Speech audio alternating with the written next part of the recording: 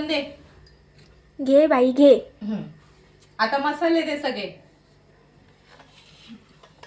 आता हे सगळे मसाले घेतलेले आहेत आणि चिकन चांगला असं स्वच्छ करून घेतलेलं आहे. तर त्याच्यामध्ये आपण पहिला तिखट मसाला टाकूया.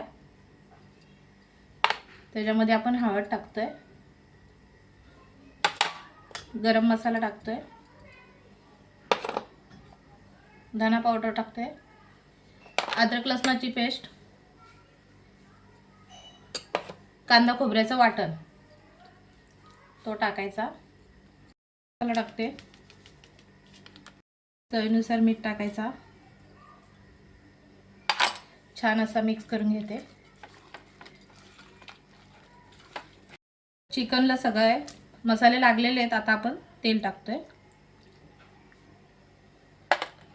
तेल टाकते आणि थोडीशी कोथिंबीर टाकायची आणि छान परत मिक्स करून घेते.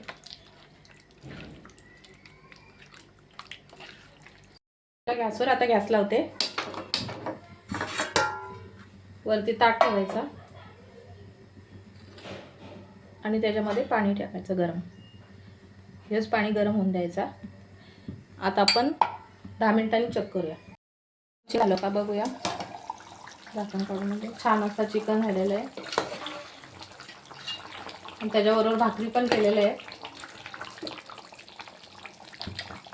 तर गॅस बंद करते आणि आजचा चिकन कसा वाटला तुम्हाला ही छोटीशी कमेंट करून सांगा. व्हिडिओला लाईक शेअर सबस्क्राईब करायला विसरू नका. आणि छान असा चिकन झालेला आहे आणि छान शिजलेला पण आहे. हे बघा छान शिजलेला पण आहे. आता त्याच्यावरती कोथिंबीर टाकायचं तर झालं. चला उद्याच्या रेसिपीमध्ये लवकरच भेटते. तोपर्यंत बाय.